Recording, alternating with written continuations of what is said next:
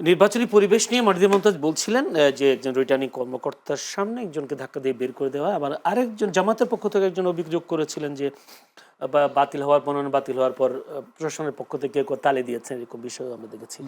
কিন্তু আজকে নির্বাচন কমিশন, প্রধান নির্বাচন কমিশনার যেভাবে বলছেন, তিনি বলছেন যে নির্বাচনী পরিবেশ আজকে পর্যন্ত সন্তোষজনক, আগামীকাল কি হবে হয়তো তিনি সেটা বলেননি। তিনি বলছেন নির্বাচন যতক্ষণ আসবে পরিবেশ হয়তো আরো সন্তোষজনক হবে। আপনি কি মনে করেন? ধন্যবাদ।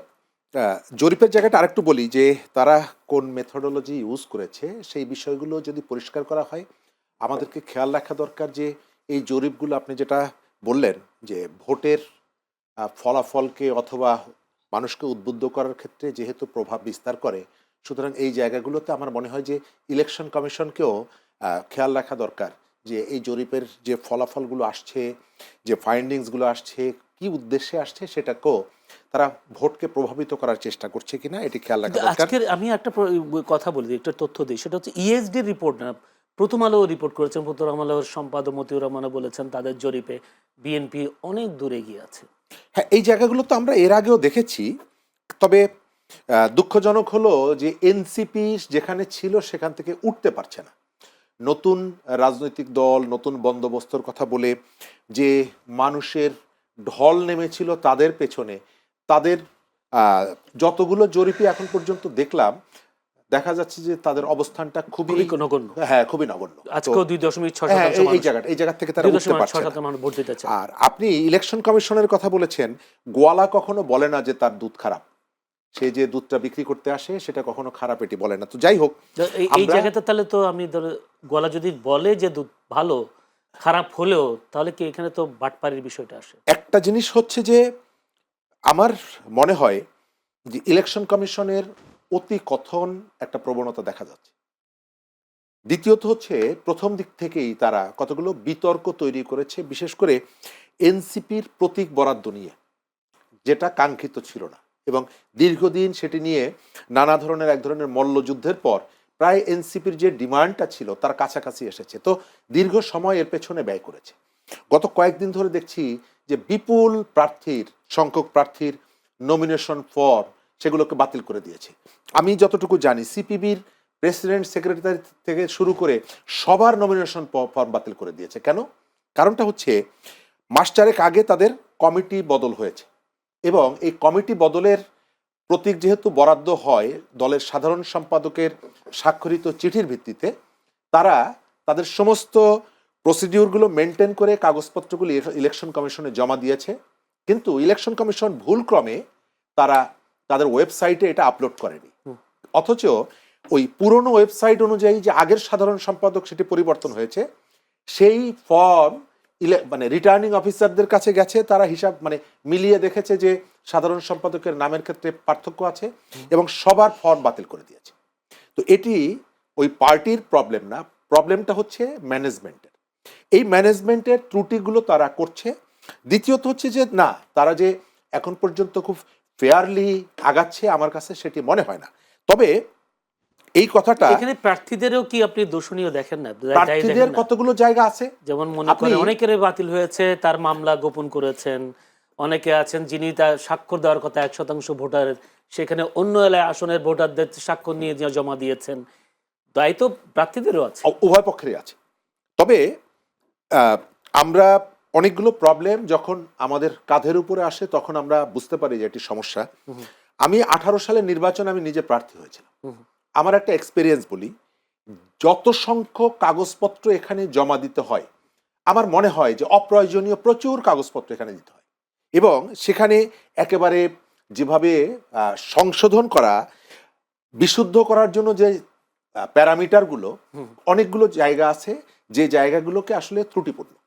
সুতরাং একজন প্রার্থী, আপনি এই যে একটা পার্সেন্টেজ যোগ করে দিয়ে এত সংখ্যক ভোটার, এটা তো আমি মনে করি যে নির্বাচনের মৌলিক যে বৈশিষ্ট্য তার পরিপন্থী। একজন মানুষ ভোটের আগেই জানিয়ে দিচ্ছে যে আমি আপনাকে সাপোর্ট করছি, তার মানে হচ্ছে আমি আপনাকে ভোট দিচ্ছি। কিন্তু ভোট তো আসলে গোপনের কথা। আমি 500 মানুষের কাগজপত্র নিয়ে একজনের সাথে জমা দেওয়া মানেই হচ্ছে আমি ধরে নিচ্ছি যে ওই মানুষটা এইগুলো আমার। জি, আমি আসছি আপনার কাছে। মার্জিয়া মমতাজ, আপনি জানেন নিশ্চয়ই হলফনামা প্রার্থীরা জমা দিয়েছেন। জি সেখানে হলফনামায় একটা, আমি যদি একটু তথ্য দিই, জামায়াত আমির ডক্টর শফিকুর রহমানের আয় বছরে 3,60,000 টাকা, জাতীয় পার্টির চেয়ারম্যান জি.এম. কাদের আয় 4 লাখ টাকা, তারেক রহমানের বার্ষিক আয় 6,76,000 টাকা, জাতীয় পার্টির মহাসচিব স্বামী আহমেদ পাটোয়ারির বছরে 33 লাখ টাকা, নাহিদ ইসলামের বার্ষিক আয় 16 লাখ টাকা, মির্জা ফখরুলের সম্পদ আছে 4,06,54,000 টাকা, বার্ষিক আয় 11,83,000 টাকা, ইসলামী আন্দোলন নায়েবে আমির ফয়জুল করিমের বার্ষিক আয় 14 লাখ, 2008 সাল নগদ ছিল 20,000 টাকা, বর্তমানে বেড়ে হয়েছে 31,12,000 টাকা। আমার প্রশ্ন, প্রথম প্রশ্ন হচ্ছে এই যে নেতাদের এই বার্ষিক আয়ের হলফনামাটা কতটুকু বিশ্বাসযোগ্য? জি খুব ভালো প্রশ্ন। এটা আসলে যাচাই না করে তো নির্বাচন কমিশন কি এটা যাচাই করেছে? যাচাই করতে হবে। আপনি যদি একটা তথ্য চান যেটা আপনার প্রার্থিতাকে ভ্যালিড করার জন্য জরুরি, তাহলে তাদের একটা মেকানিজম থাকতে হবে যেটা দিয়ে তারা যাচাই করতে পারে। তাহলে নির্বাচন কমিশনই আমাদেরকে জানাক যাচাই করে যে এটা কতটুকু সত্য বা মিথ্যা, আমরাও জানতে চাই। দ্বিতীয়ত, নির্বাচন কমিশনে এখানে একটা ব্যাপার আছে। দেখেন, আপনি একটু আগে বলছিলেন যে নতুন বন্দোবস্তের কথা বলেও এনসিপির জনসমর্থন বাড়ছে না। এটাকে যদি আমি একটু অন্যভাবে বলি, যে নতুন বন্দোবস্তের দায় কি শুধু এনসিপির? আমরা সবাই কি সেখানে প্রতিজ্ঞাবদ্ধ নই? সেই প্রতিজ্ঞার মধ্যে কি ইসি নাই? দেখেন, ইসির আমি কয়েকটা কেস একটু বলি। কক্সবাজার 2 আসনে জামাতের প্রার্থী হামিদুর রহমান আজাদের মনোনয়নপত্র বাতিল হলো কেন? কারণ হাসিনার সময়ের একটা ক্যাঙ্গারু কোর্টের রায় ছিল। একই রায় সিরাজগঞ্জ 4 আসনের জামাতের প্রার্থীর ব্যাপারেও, কিন্তু তারটা আবার বাতিল হয় নাই। আবার দেখেন ওখানে রিটার্নিং এখানে কর্মকর্তা খুব সচেতন হয়তো, অথবা উনি মনে একটা বলে দিয়ে সমন্বয় দিয়েছেন। থাকতে হবে। তো সারা দেশে আপনি যদি ইউনিফর্ম না থাকতে পারেন তাহলে তো আপনি প্রশ্নবিদ্ধ হবেন। হ্যাঁ, না, আমি ওই আবার জায়গায় আমি একইভাবে প্রার্থীর দায় দেখেন কিনা, প্রার্থীর তো জানা দরকার যে তিনি রাজনীতি যখন করেছেন তার জি বিরুদ্ধে কয়টা মামলা আছে, এইসব বিষয়গুলো তো তারও না, তিনি লুকান নখদর্পণে নাই, থাকে। তিনি লুকান নাই, কিন্তু থাকার কারণে তাকে বাতিল করা হলো। তাহলে এটা তো ইউনিফর্ম হবে, সবার ক্ষেত্রে হবে। আবার দেখেন, দ্বৈত নাগরিকত্বের ক্ষেত্রে কেউ কেউ অ্যাপ্লাই করেছেন, এখনো কাগজপত্র এসে পৌঁছায় নাই, সেজন্য বাতিল করা হয়েছে। অথচ আপনি তারেক রহমানের অ্যাপ্লিকেশনে দেখেন, সেখানে দ্বৈত নাগরিকত্বের ব্যাপারে ইনফরমেশন নাই, ইনফরমেশন বক্স ইজ ব্ল্যাঙ্ক। সেটার ব্যাপারে কি কেউ প্রশ্ন করবে আপনার মনে হয়? তাহলে নির্বাচনের বা একটা নির্বাচন বৈশিষ্ট্য কমিশনও প্রশ্ন করে নাই, করে নাই, করে নাই। নির্বাচনের ফেয়ার নির্বাচনের একটা বৈশিষ্ট্য হচ্ছে এখানে একটা অনিশ্চয়তা কতক্ষণ পর্যন্ত থাকবে? ফলাফল ঘোষণার আগ পর্যন্ত থাকতে হবে। এটাই হচ্ছে ফেয়ার ইলেকশন। ভাই যেটা আপনি বলছিলেন কি যে মনে করেন স্বতন্ত্র, বিএনপি পক্ষে প্রশাসন এরকম মনে করেন কিনা আপনি? আমি মনে করি না, এটা প্রমাণিত, দেখা যাচ্ছে। প্রমাণিত। হ্যাঁ, হলফনামার যে বিষয়টা, জামায়াত আমিরের বছরে 3,60,000 টাকা, তার মান্থলি ইনকাম পড়ে 30,000 টাকা। রাজধানীর মতো জায়গায় 30,000 টাকা দিয়ে জীবনযাপন করা কতটা সম্ভব? আপনি সাধারণ জ্ঞানে যদি বলেন, সাধারণ জ্ঞানে। জি। এখন এইটা ব্যাখ্যা করার দায়িত্ব তার। অসম্ভব এটা আমি বলবো না। আবার জামাতের অনেক প্রার্থীরই এরকম দেখবেন, তার চাইতে স্ত্রীর আয় বেশি। ফ্যাক্ট।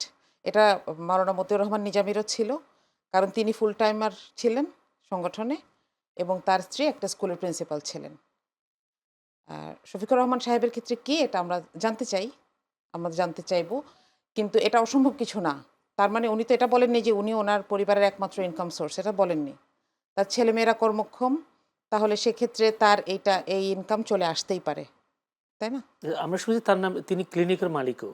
জি। তাহলে সেখানকার ইনকাম আচ্ছা, ক্লিনিকের মালিকের ক্ষেত্রে এখানে একটা ব্যাপার আছে। হাসিনা সরকারের শেষ সময়টাতে এই ক্লিনিকটা বেদখল হয়ে যায়, আর সব জামাতের আর সব প্রতিষ্ঠানের মতো। 5 আগস্টের পরে, এটা আমি বিশ্বস্ত সূত্রে শুনেছি, আমি আপনাকে প্রমাণ দিতে পারবো না বা কোনো মিডিয়ার কোনো রেফারেন্স দিতে পারবো না। তো তারা সবাই বলে যে ঠিক আছে আপনি এখন আবার আসেন। উনি বলেছেন যে এটা একটা ট্রাস্টের মতন চলবে, আমি আর এখানে যাব না। তো আমার কাছে মনে হচ্ছে যে এই ব্যাপারটা বেশি সেই ইনকামটা সেজন্য দেখার নেই, বিষয়টা এরকম। বা ইনকাম আসে না, এটাকে ট্রাস্ট হিসেবে চালানো হয়। জি, ধন্যবাদ।